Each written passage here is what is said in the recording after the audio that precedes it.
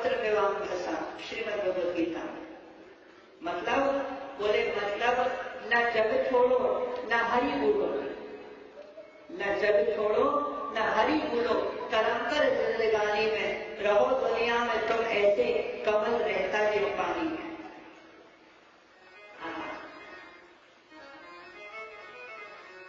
निर्विकार होकर के रहिए, निर्लिप्त होकर के रहिए, संसार में रहो और संसार को अपने भीतर में बसाओ, भीतर भगवान को बसाओ। संत लोग कहा करते हैं शरीर में सबसे ज्यादा मेन दो पार्ट है, दिल और दिमाग। दिल तो भगवान को दिमाग लगाओ संसार में, हम लोग उल्टा कर देते हैं, दिमाग लगाते हैं परमात्मा में, वो क्यों है, कैसा है, कब मिलेगा, कैसे मिलेगा, वो निर्गुण है कि सर्वगुण है, बस इसी चक्कर में जीवन बीत जाता। और दिल लगाएंगे इससे संसार से वही गड़बड़ हो जाती है। लौट फिर करके मृत्यु आई, प्रद्युम्न बाद में बड़े हुए मायावती से विवाह किया, शंकरासुर को मार के लौटे हैं। भगवान के श्री रुक्मिणी जी के बाद 7 विवाह और हुए। दूसरा विवाह जाम्बवती के साथ, तीसरा सत्यभामा के साथ, चौथा कालिंदी, 5वां मित्रवृंदा, 6वीं नागमती, 7वीं मुद्रा और 8वीं लक्ष्मण। ये 8 पटवानियां अष्ट प्रकृति का स्वरूप है। और 16,100 रानियों से विवाह किया, एक भौमासुर नाम के राक्षस को मार दिया। प्रेम से कहेंगे श्री राधे। लोग वाकई प्रश्न करे करते हैं भगवान ने ऐसा क्यों किया। पहली बात तो ये समझ लीजिए, यदि आप भगवान को भगवान मानते हैं तो प्रश्न करना बंद कर दीजिए, क्योंकि भगवान में संशय नहीं किया जाता, संशयात्मा विनश्यति।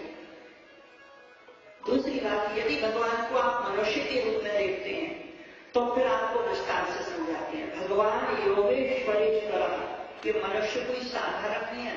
योगियों के योगी को आपने साधारण समझा है। एक योगी थे चौधरी नाम के, 50 रूप धारण किए एक साथ, 50 विवाह किए। परमात्मा के बाद यदि कोई सर्वशक्तिमान इस संसार में है तो योगी है। योग रहस्य नाम के उपनिषद में इसका विस्तार से वर्णन है।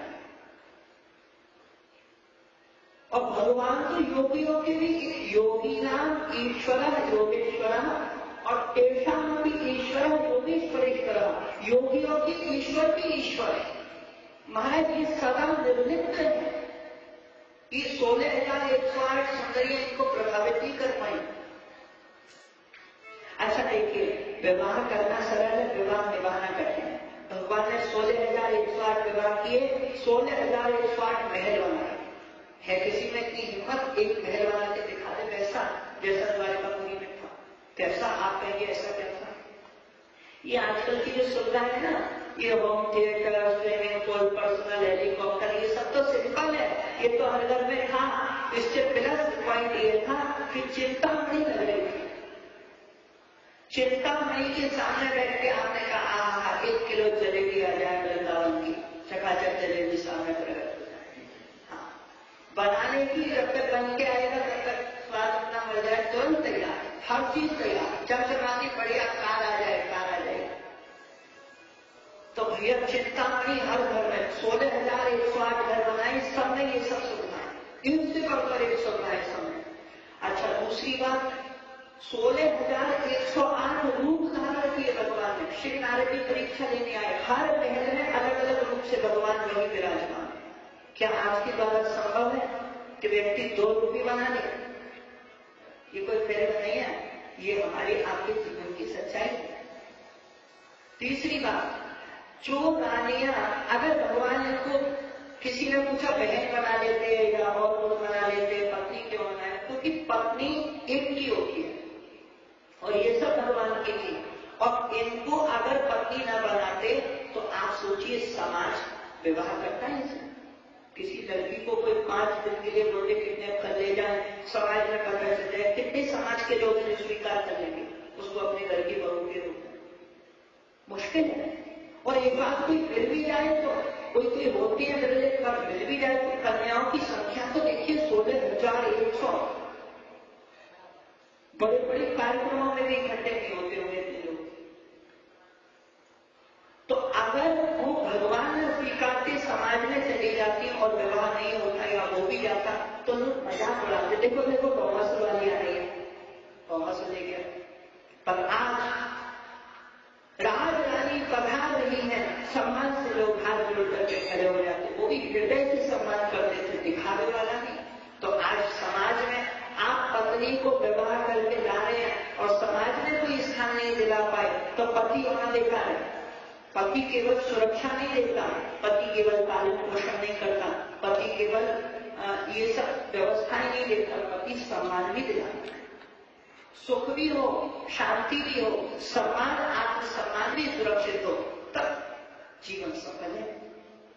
तो ऐसे भगवान ने किया भैया, ये आज के किसी प्राणी के द्वारा संभव नहीं है।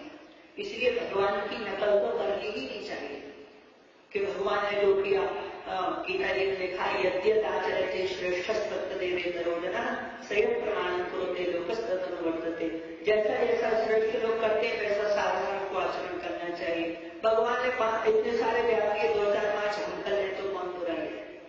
हाँ, लोग बेचारे बोल देते हैं। अरे भगवान ने तो 7 दिन में गेला नहीं उठाए, तुम 27 दिन का पत्थर ही उठा के दिखा दो। तो प्यारो, भगवान बनने का प्रयास मत करो, पहले इंसान ही बन जाए तो ही बहुत बड़ी बात है। अस्तु, भगवान ने इतने व्यवहार किए, ये सब वेद भगवान की रचाएं हैं, ये सब वो संत हैं जिन्होंने करोड़ों वर्षों की तपस्या, जन्म जन्मांतरों की, कल्प कल्पांतरों की, युग युगांतरों की तपस्या सफल हुई, तभी भगवान की संगिनी बनी है। कोई साधारण नहीं है। भगवान के ही अंग, जैसे मकड़ी स्वयं से जाला प्रकट करती है, उसमें विहार करती है, वो स्वयं में समेट लेती है, ऐसे ही परमात्मा का ये संस्कार है। इसलिए पत्नियों को भगवान से भिन्न नहीं समझना चाहिए। अस्तु, भगवान की अनेक अनेक लीलाएं फिर प्रकट हुई हैं। उषा अनिरुद्ध के विवाह में बाणासुर का भगवान शिव के सहयोग से भगवान श्री कृष्ण से युद्ध हुआ। ये भी बड़ा अद्भुत प्रसंग है। कई लोग इसमें अपनी अल्पज्ञतावश कह देते हैं शिव जी हार गए, कृष्ण जी जीत गए। ऐसा नहीं है, न कोई हारता न कोई जीतता। भगवान की लीलाएं इस सब समाज को शिक्षा देने के लिए होती है। ये तो क्या आवश्यकता, भगवान के लड़ने होंगे, पर मनुष्य सोच लेता है भगवान ने ऐसा किया। अरे भैया, जैसे छोटे बालक को मैया कभी कभी बोल देती है लौकी खाओगे, तो इसका मतलब मैया भूख है ये नहीं कहा जा सकता। मैया अपने बालक को प्रेम की वशीभूत होकर उसकी भाषा की स्तर पर पहुंचकर उसको प्रसन्न करने के लिए रोटी को लोटी बोलते हैं। इसका मतलब मैया गलत नहीं होती। ऐसे ही भगवान है, कभी कभी जीव के स्तर पे आके कोई साधारण लीला दिखाने कर दे तो वो इसलिए नहीं कि मुझको भगवान ने ऐसा कर दिया। ऐसा नहीं, भगवान अपने प्रेमी भक्तों के लिए सरल लीलाएं भी कभी कभी कर देते हैं, साधारण बात भी कभी कर देते हैं। उसको ऐसे नहीं देना चाहिए कि लाओ उसका अनुकरण करें। अनुकरण करना है तो शास्त्रों का करें। भगवान ने आज्ञा दी है, मेरे पीछे मत भागो, शास्त्रों के पीछे भागो। तस्मात् शास्त्र प्रमाणते कार्य व्यवस्थित हो, यह शास्त्र ये संस्कृतियों। अर्जुन, जो शास्त्र विधि का त्याग करके कोई और दूसरा काम करते हैं, संसार में फंसते हैं, वे भटक जाते हैं। तो इस प्रकार से भगवान ने पौंड्रक का उद्धार किया, काशीराज का उद्धार किया, इधर बलराम जी ने द्रविड़ का उद्धार किया। कौरवों की जो बेटी थी लक्ष्मणा, उससे सातों का विवाह श्री बलराम जी ने करवाया। बलराम जी से नैमिष में श्री सूर्य जी का वध हुआ, प्रायश्चित किया है इन्होंने। बड़ी सुंदर सुंदर अनेक अनेक लीलाएं प्रकट हुई। रुक्मी के उद्धार की भी कथा आती है। भगवान श्री कृष्ण ने जो भी किया इस समाज के लिए, इस संसार में आकर, वह प्यारो बहुत बहुत रहस्यों से भरा हुआ है। हम और आप लोगों को चाहिए केवल कथा सुन करके ये न सोचना और अच्छा ये हुआ था, नहीं, ये क्यों हुआ था, ये हो। देखिए, पूज्य वर गुरुदेव का कल एक प्रसंग आया था ना, हमारे आदरणीय श्री कस्तूरिया जी के गुरु जी का, पूज्य ब्रह्मदेव संत प्रवर है ना, षड दर्शनाचार्य गुरुदेव भगवान श्री गुरु गंगेश्वरानंद जी महाराज, उन्होंने लिखा है, उनकी पुस्तक में हमने पढ़ा कि भगवान श्री कृष्ण की विषय में चर्चा चल रही थी। वो गोवर्धन धारण की। उन्होंने लिखा कि भगवान की प्रत्येक लीला के 3 रहस्य होते हैं, आध्यात्मिक, आधिदैविक, आदि भौतिक, और तीनों समझने चाहिए। जब तक तीनों नहीं समझेंगे तब तक कथा समझ में नहीं आएगी। संतों की बातें साधारण नहीं होती प्यारे, इसलिए जरा ध्यान से समझें। भगवान की प्रत्येक लीला के 3 रहस्य हैं, और ये तीनों जब तक देखो, आधिदैविक रहस्य तो लगभग हम सबको ज्ञात है कि आधिदैविक रहस्य मतलब जो कथाएं मूल में है, जो ग्रंथ में है, वो आधिदैविक रहस्य। लेकिन आध्यात्मिक रहस्य मतलब उस कथा का हमारे जीवन से क्या संबंध है, और आदि भौतिक रहस्य अर्थात आज के परिप्रेक्ष्य में उस कथा का कैसे क्या अर्थ घटित होगा, कैसे अर्थ लगेगा, ये केवल संत ही बता सकते हैं। ये आजकल के व्याख्याकार जो विद्वान हो गए हैं ना, वो नहीं समझते, वो तो अपने बुद्धि से व्याख्या करेंगे। सच्ची व्याख्या तो संत करेंगे, जिसमें शास्त्रों की मर्यादा भी ना टूटे, व्यवहार पक्ष भी नहीं जाए। नहीं तो आजकल लोग पूछने लग जाते, बताओ वेद में कौन से वेद में लिखा है कि कौन सा शैम्पू लगाना चाहिए, किस साबुन से नहाना चाहिए, कौन सा कैसे करना चाहिए। अरे वेद में वो संकेत कर दिया, पवित्रता से लगाओ। श्री सुदामा जी का चरित्र सुनाया है। जीवन में संतोष, संयम, भगवान का निरंतर भजन, ये सद्गुण होने के कारण श्री सुदामा जी सदा सदा पूज्य बन गए। ब्राह्मण है, लेकिन ब्राह्मणत्व भी पूर्ण है। एक ब्राह्मण में संतोष होना चाहिए, एक ब्राह्मण को जितेंद्रिय होना चाहिए, एक ब्राह्मण को निष्काम होना चाहिए, और एक ब्राह्मण को भक्त होना चाहिए। भगवान का भजन चलता है। श्री सुदामा जी को संपत्ति की चाहनी थी, फिर भी सुशीला जी की इच्छा से दे दी भगवान ने। श्री सुदामा जी ने सब कृष्णार्पणमस्तु, कोई भाव है ही नहीं भीतर से मांगने, और भक्त का यही लक्षण है। तो दोगे भी तो नहीं रहेंगे। कुरुक्षेत्र में भगवान की गोपियों से भेंट हुई है। बड़ा अद्भुत प्रसंग है प्यारे, इतना भावमय प्रसंग है। 100 वर्षों के बाद ब्रजवासियों से मिलन हुआ श्री ठाकुर जी का, ब्रह्म सरोवर के किनारे कुरुक्षेत्र में। बहुत अद्भुत प्रसंग है, अद्भुत प्रेम का प्रसंग है।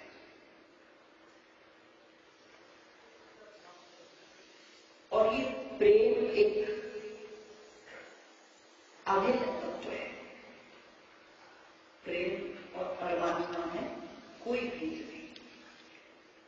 बहुत विस्तार न करते हुए आगे बढ़ेंगे। श्री वसुदेव जी के अयोध्या में भगवान पधारे। देवकी मैया के मरे हुए 6 पुत्रों को लाकर के वापस दिया। देवकी मैया आपकी प्रसन्न होगी।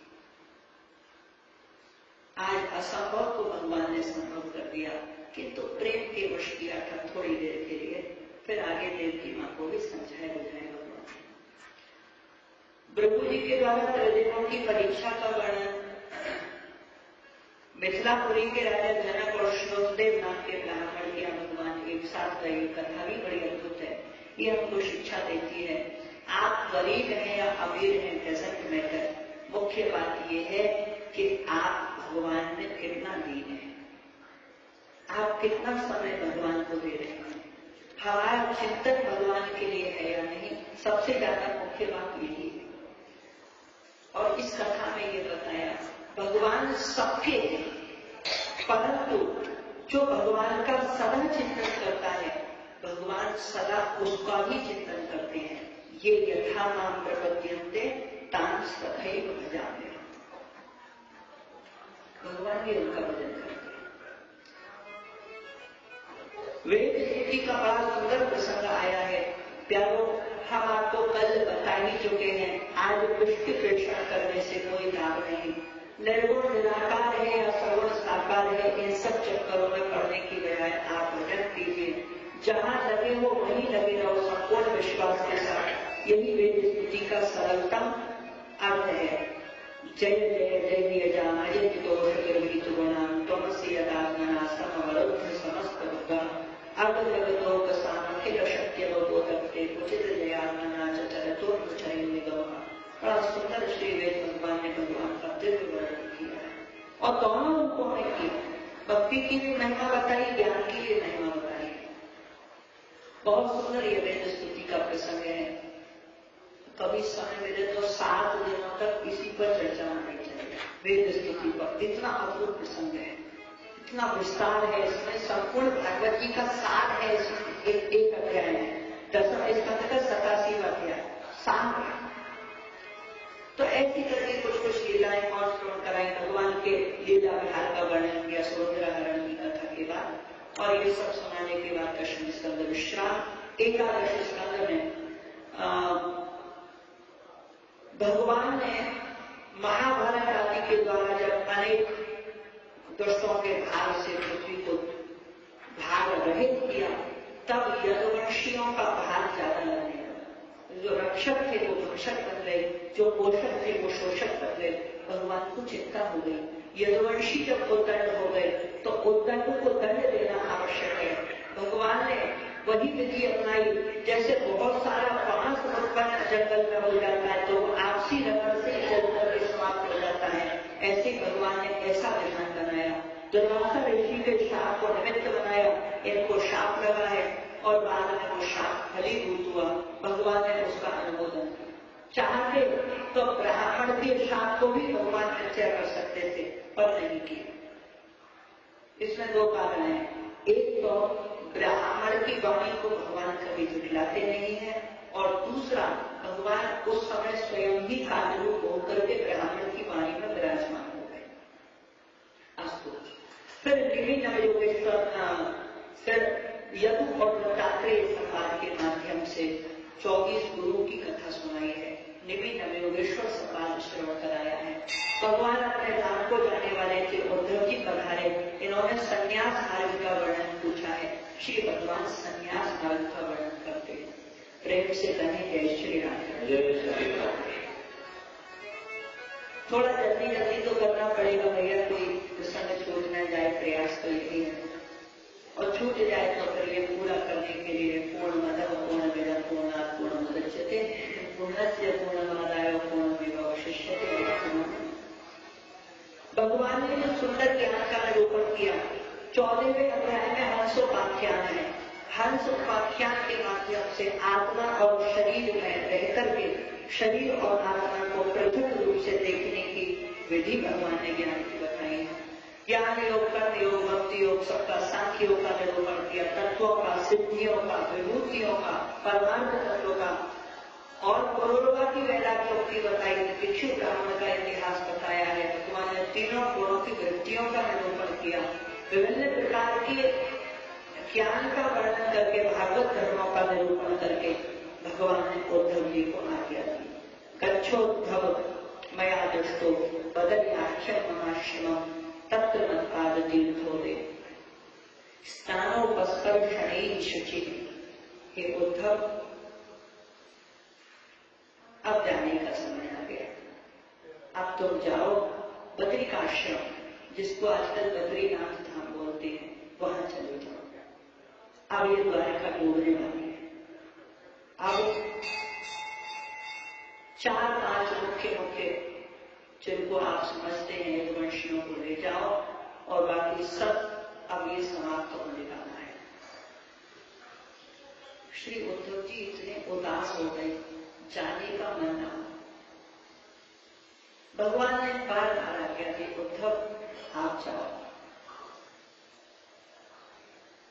ये दृश्य बड़ा अद्भुत है प्यारो। श्री उद्धव जी जा तो रहे हैं, पर बार बार मुड़ करके श्री श्याम सुंदर को निहार रहे। कैसा अद्भुत प्रसंग है ना। श्री ठाकुर जी झूठी मुस्कुराहट के साथ श्री उद्धव जी को बार बार संकेत करते हैं, उद्धव जाओ, उद्धव जाओ। श्री उद्धव जी बार बार भीतर से हृदय पैरा मत जाओ, पर भगवत आज्ञा का पालन भी करना है। जिसे एक बार जीवन में प्रभु का प्यार मिलता है, उसे बस आंसुओं के भार का उपहार मिलता है। न पूछो उस दिल की बेकरारी का हाल, न तन से प्राण जाते हैं, न प्राणाधार मिलता है। भला किसको दिखाए मर्ज की बढ़ती हुई मंजिल, न कोई वैद्य मिलता है, न कुछ उपचार मिलता है। दूर रहने पर भी न जाने क्या क्या बातें होती हैं हृदय के तार से, जब उस हृदय का तार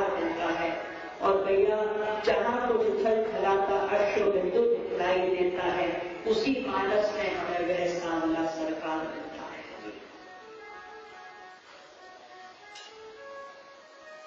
श्री उद्धव जी जब गए, श्री ठाकुर जी ने भी पीतांबर मुंह पे रखा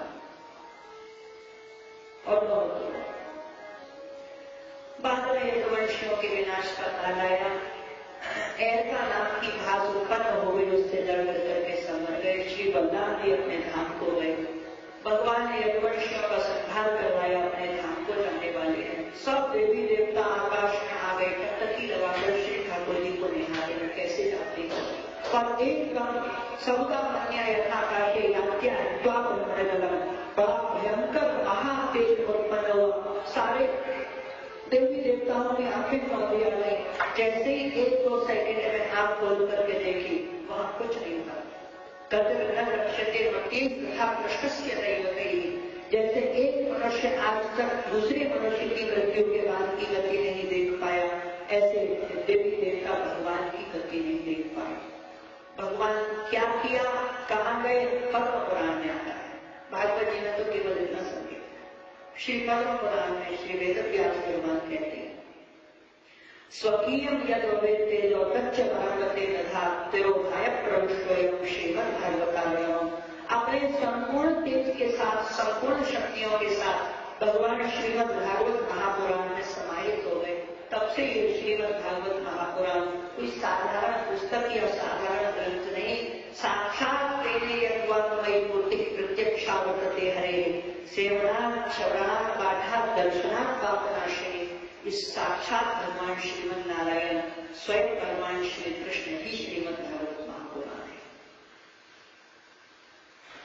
मूर्ति होती है ना, पत्थर की मूर्ति होती है, उसको पाषाण विग्रह कहते हैं। लकड़ी की होती है, उसको काष्ठमयी प्रतिमा कहते हैं। धातु की होती है, धातु में विग्रह होता है। मिट्टी की होती है, मृत्तिकामयी प्रतिमा। और ये शब्दों से बनी प्रतिमा, इसलिए इसको वांगमयी मूर्ति कहते हैं। ये शब्दों की मूर्ति है। अब श्री ठाकुर जी अपने धाम को पधारे। इनकी लीलाएं प्रेम को बढ़ाने वाली। द्वादश स्कंद में कलयुग के राजवंशों का वर्णन, कलयुग के दोषों से बचने का उपाय, भगवान नाम संकीर्तन और चार प्रकार के प्रलय, नित्य नैमित्तिक आध्यात्मिक और प्राकृतिक सुनाई। श्री शुक मुनि ने अंतिम उपदेश राजा को दिया। राजन, मैं शरीर हूं ऐसा सोचना ही पशु बुद्धि है। मैं मरूंगा ऐसा सोचना पशु बुद्धि है। न तक्षक तुम्हें मार सकता। तुम अजर अमर हो, तुम आत्मा हो, तुम शुद्ध चैतन्य हो, तुम जीवात्मा हो, तुम शरीर नहीं हो। शरीर मरता है, बदलता है, तुम नहीं। स्वयं में आत्मभाव में स्वयं को स्थित करो, मृत्यु का भय दूर हो जाएगा। या फिर भक्त का मृत्यु का भय दूर होता है। प्यारो, एक बात बता दो, मरने पर रोना नहीं चाहिए।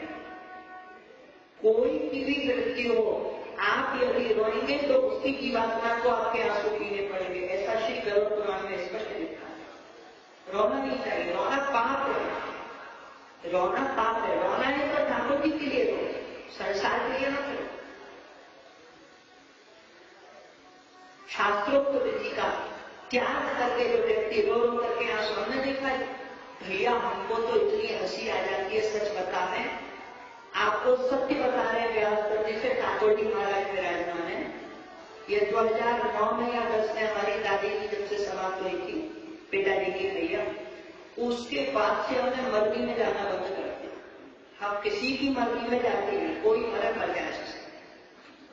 हाँ, हंसी आ जाती। ऐसे ऐसे लोग अरे भैया नहीं धन्यवाद, मतलब ऐसे आंख में आंसू आएंगे, हो गए अल्लाह बचा रहे, ऐसे जिससे क्या हो गया। हाँ, हंसी आती बड़ी भयंकर। तब से मरनी में जाना बंद कर दिया है। भगवान मरे हमारे जिससे मरम भैया। एक हमारे यहाँ वृंदावन में एक परिवार ऐसा भी है कि जो मरने तक कीर्तन करते हैं। किसी की मृत्यु हो जाए तो मुस्कुराते हुए बाजे गाजों के साथ ठाकुर जी का कीर्तन करते हैं। क्यों? क्योंकि उनका मानना है ही नहीं कि मृत्यु बुरी चीज है।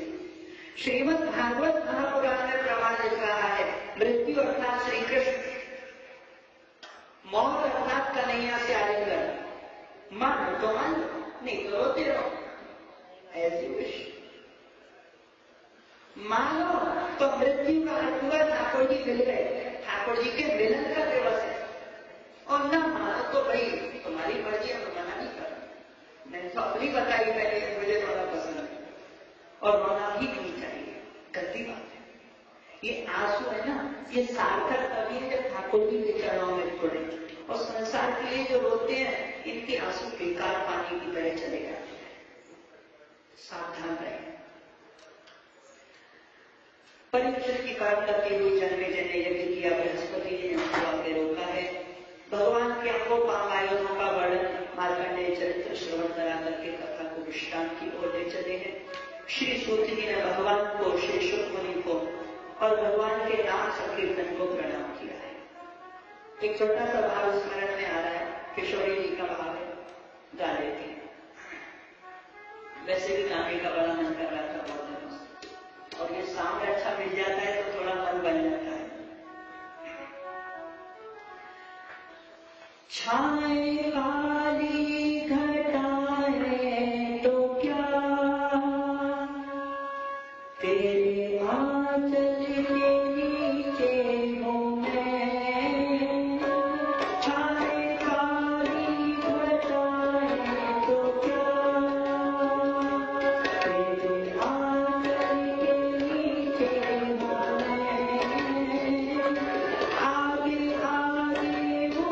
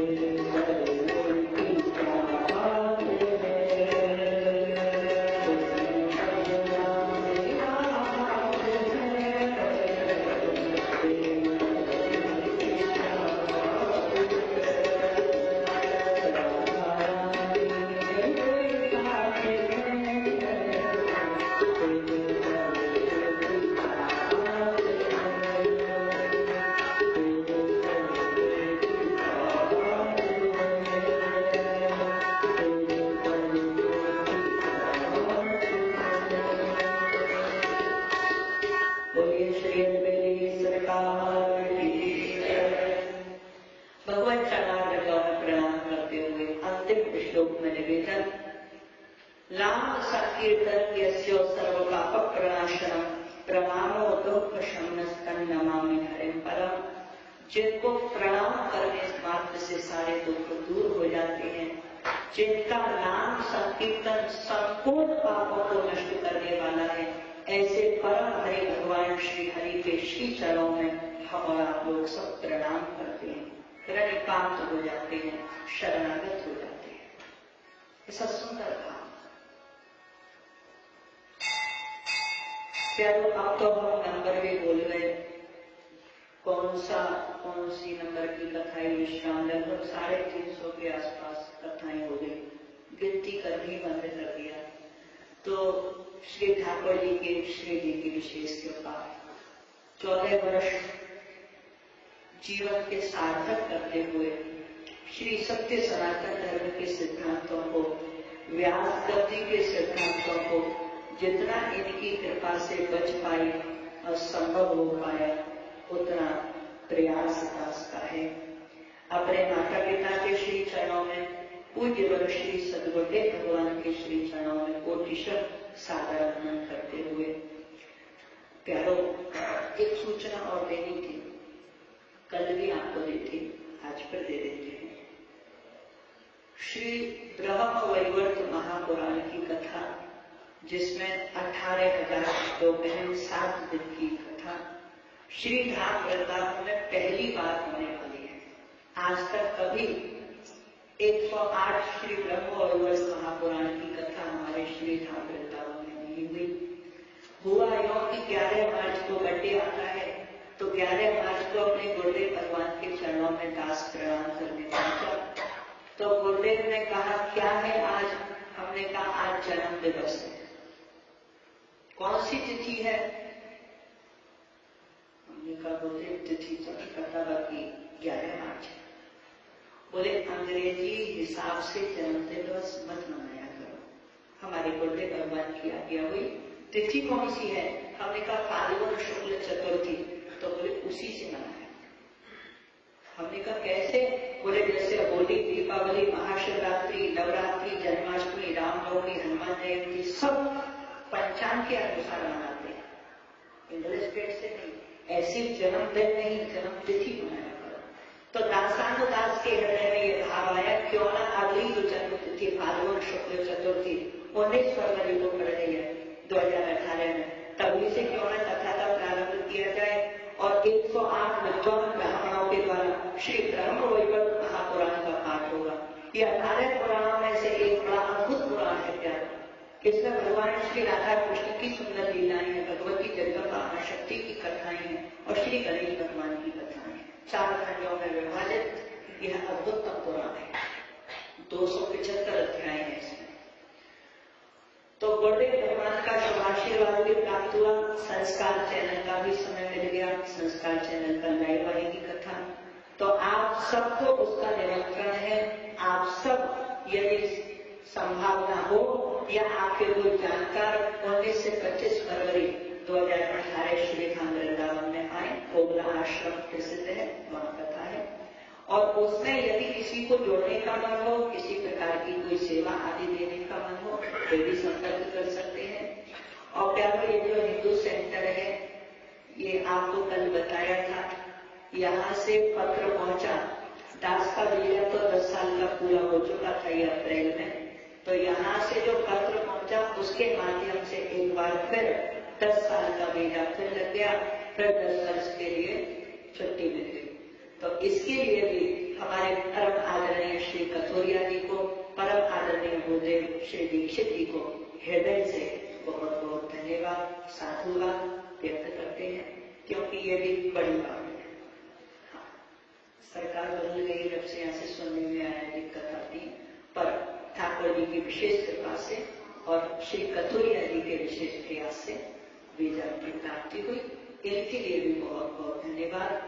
हमारे आदरणीय श्री कथोरिया जी के पश्चात इस मंदिर से जुड़े हुए जितने भी भक्त लोग हैं, हमारे किसी भी पद पर विराजमान हैं, जो भोजन बनाने वाले हैं, जो भोजन करवाने वाले हैं, जो नृत्य के यजमान हैं, सबको हृदय से बहुत बहुत धन्यवाद, साधुवाद। हमारे संगीत का साथ देने वाले आदरणीय श्री रूप जी और मेरा रवि जी, इनके लिए भी बहुत बहुत हृदय से धन्यवाद। खीर ही अच्छी नहीं लगती, लेकिन रस भरी खीर बड़ी चकाचक लगती है। इनके लिए धन्यवाद। हमारे आदरणीय मंदिर के जो भूदेव गण हैं, हमारे श्री त्रिपाठी जी, श्री विनय भैया, श्री दीक्षित जी, इनके लिए भी बहुत बहुत, इनके लिए धन्यवाद नहीं, इनके लिए प्रणाम है। ये जो रोज बोलते हैं ना कि ये व्यास जी को मनसा प्रणाम, बड़ा संकोच होता है, इतने बड़े आदरणीय भूदेव, लेकिन ये दास को प्रणाम नहीं कर रहे हैं, ये व्यास गति का प्रणाम है। और यदि दास के लिए माना भी जाए तो दास के भीतर विराजमान प्रिया प्रियतम को प्रणाम है, न कि शरीर को। तो वही सोच करके हम भी मानसिक प्रणाम करते हैं। ये भूदेव का अधूरा मंदिर के स्तंभ, तो ये मंदिर के आधारभूत विप्रदेवों के चरणों में प्रणाम। आप सब यहाँ जितने विराजमान हैं, आप सबके पवित्र विशुद्धांतःकरण में विराजमान प्यारे प्रिया प्रियतम को मनसा कोटिशः प्रणाम करते हैं। प्यारो, कहीं कोई किसी प्रकार का अपराध, गलती, भूल बन गई हो तो आप लोग क्षमा कीजिएगा।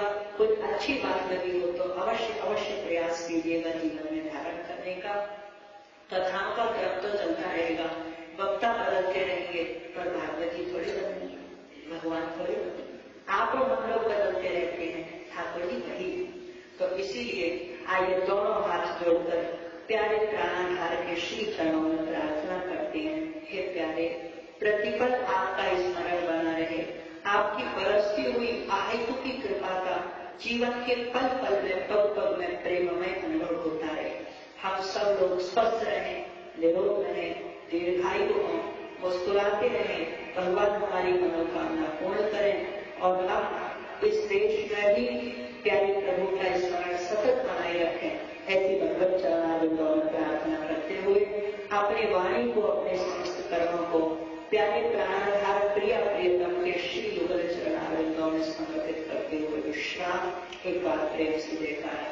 प्रिय श्रीमद् भागवत महापुराण की जय, श्री सुखदेव जी महाराज की जय, श्री व्यास भगवान की जय, श्री सत्य सनातन धर्म की जय, श्री सद्गुरुदेव भगवान की जय, सब संतन की जय, सब भक्तन की जय, श्री वृंदावन बिहारी लाल की जय, श्री राधा रानी सरकार की जय, जय जय श्री राम, जय जय श्री राम, जय जय श्री राम।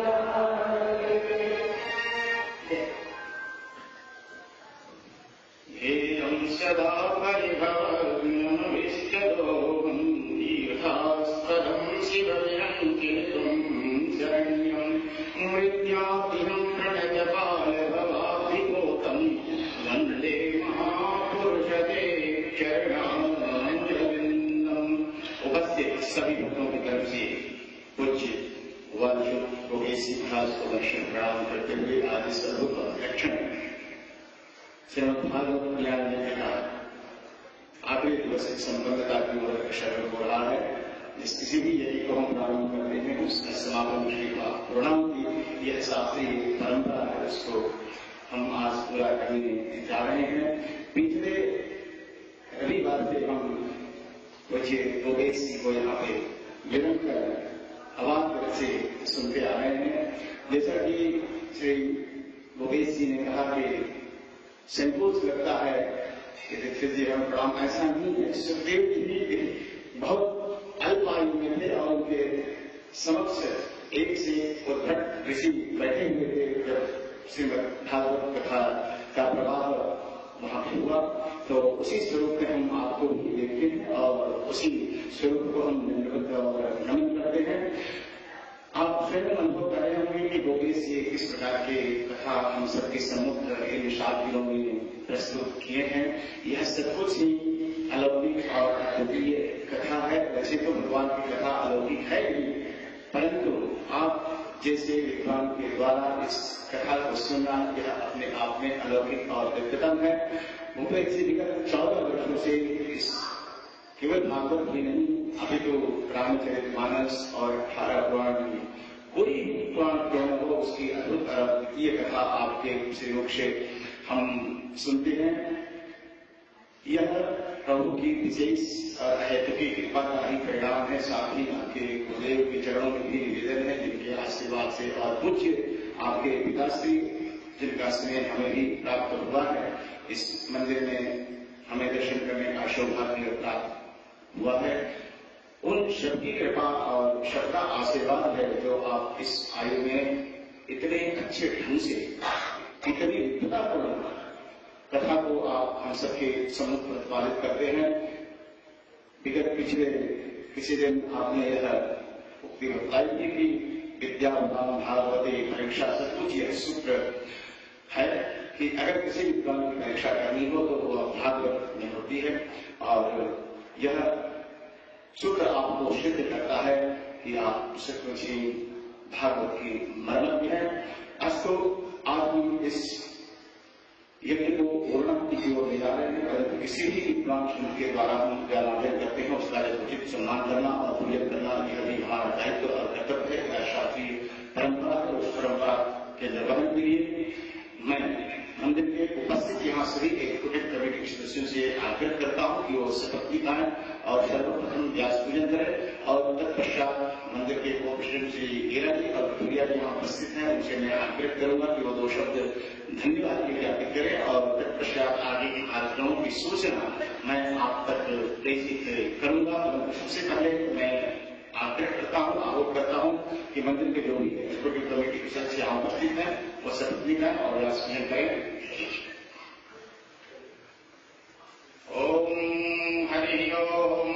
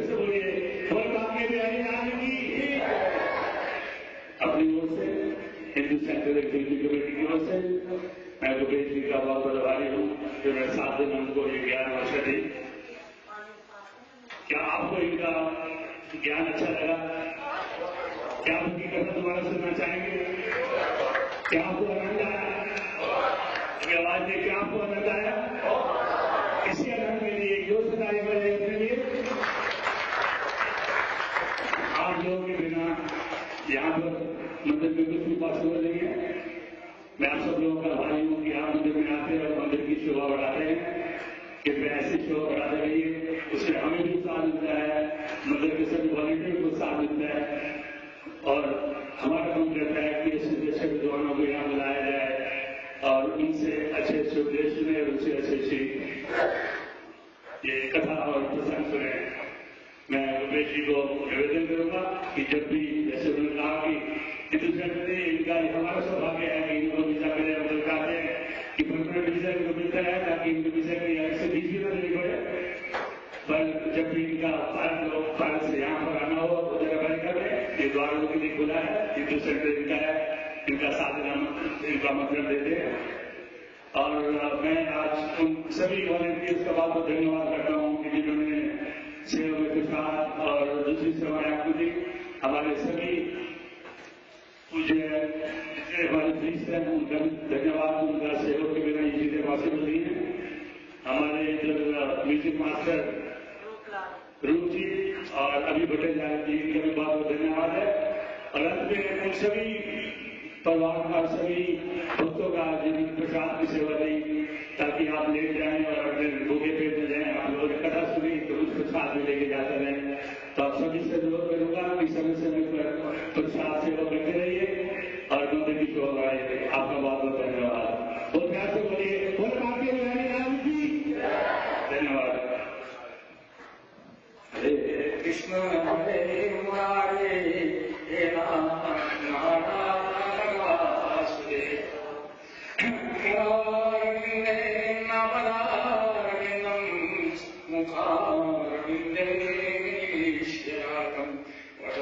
पुत्रस्य पुत्रेश्याम बालं मुकुन्दं मनसा स्मरामि। आदरणीय भूपेश जी और मेरे बड़े परिवारों और ये रूप जी बैठे जाएगी और हमारे तीसरा मैं आप सबका धन्यवाद करता हूँ। वैसे तो हमारे सहयोगी मैं सबका धन्यवाद कर दिया है, अगर मैं नाम नहीं करूँ तो मुझे माफ करना। मैं आज ये बात करूँ तो आज स्वामी ने एक बात कही,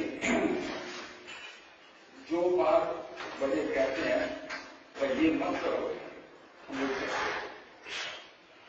ये रावण के साथ ये हुआ। जब ये पढ़ा रहा था तो वो बात घूमने गया तो उसने मंदोदरी को देखा और उसने कहा भाई मैं तो इससे शादी करूंगा और इससे नहीं करूंगा। जब घर आया तो अपने नाना को नाना के पास गया रहता था, उसको बताया कि मैंने इसके साथ शादी करनी है। मेरा ठीक है, इसके साथ शादी करनी है। तो उनके जो जोशी उनसे पूछा कि हाँ ये तो इससे शादी करने जाता है। उसने कहा इससे शादी करेगा तो उसकी जो पहली औलाद होगी उसी से इसकी मृत्यु होगी, वो कारण बनेगा सब मृत्यु का। उसने कहा ठीक है, मैंने किसी को शादी करनी है, मैं सब कराऊंगा अपने कपड़े कर लूंगा। कहने का अर्थ यह है कि जो बड़े आदमी हमको जिस काम के लिए मना करते हैं ना, हम वही करते हैं और करते नहीं है। और इसीलिए हम जो है ना कष्ट पाते हैं, फिर भूल जाते हैं कि हमें किसी ने कहा था कि मत करो। मैं यही आपसे कहूंगा कि हम कथा सुनते हैं, सब कुछ करते हैं, लेकिन कुछ ना कुछ तो हमें ज्ञान अपने मन में रखना चाहिए। हाँ भाई ये जो बात है झूठ नहीं बोलना चाहिए। देखो बड़ा मुश्किल है कहना और करने में। कोशिश तो आप नहीं कर सकते ना कि झूठ से थोड़ा खतरा है ना बोले। तो मैं यही आपसे प्रार्थना करूंगा कि आप जब मंदिर में आते हैं तो कुछ सुनते हैं तो सुनकर कुछ ना कुछ विचार उठाएं और कुछ ना कुछ त्याग करें कि हमने ये नहीं करना, ये नहीं करना। तो मैं यही आपसे प्रार्थना करूंगा कि कथा कला बड़ी है कि हम सुनकर कुछ न कुछ उस पर चले और अपने जीवन को अच्छा बनाए और उससे औरों को भी जीवन को अच्छा बनेगा। मैं और उसका कहता हुआ आप सबका बहुत बहुत धन्यवाद करता हूँ और यही रक्षा करता हूँ कि आप मंदिर में आते रहिए और जो आपको अच्छा लगे उसको ग्रहण कीजिए और उस पर चलने की कोशिश कीजिए। और इसी में जब बेटी यहाँ पर आए हैं तो हमारा फर्ज भी बनता है कि उनकी सेवा भी करें। तो मंदिर की ओर से हमको कुछ ट्रेन कर रहे हैं और मैं आशा करता हूँ उसे स्वीकार करेंगे। और मैं आपसे यही निवेदन करता हूँ कि जो कुछ आपसे बन पड़े उनको कीजिए। तो ये हमारे संस्कृति की जो हमारी संस्कृति है उसकी धारणा है उसको चला रहे हैं। इनको जो कुछ पता है हमें नहीं पता, ये हमें ज्ञान देते हैं। तो उस ज्ञान स्रोत को चलता रहे, हमें वो मिलता रहे इसलिए हमें इनकी भी सेवा करनी चाहिए ताकि ये भी अपना आराम से खा पी सके और हमें वो ज्ञान जो है वो दे सके। बहुत बहुत धन्यवाद।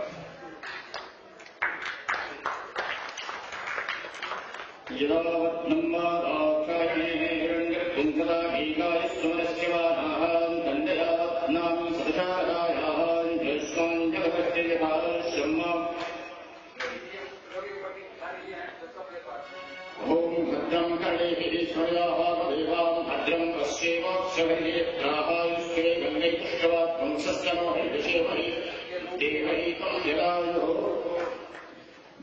मैं साथ में एक छोटी सी सूचना, श्री दिलीप ठुकराल जी ये एक मंदिर के भक्त हैं और ये आज तक फिलहाल ये मिशिगन में रह रहे हैं, मंदिर की अक्सर सेवा करते रहते हैं।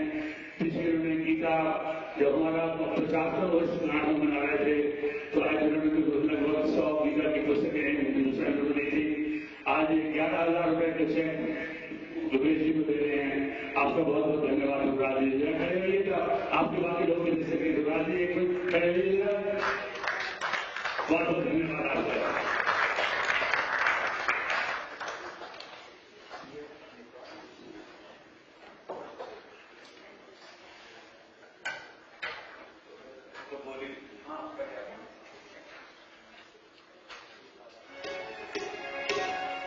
आज के इस पावन अवसर पे जैसे कि व्यास जी ने प्रथम कथा शुरू होने से पहले गुरु महिमा की व्यास गद्दी की जो महिमा की है, तो आज के इस महान पर्व पे मैं भी आपको 2-4 लाइनें जो है गुरु के माध्यम की सुनाना चाहता हूँ। तो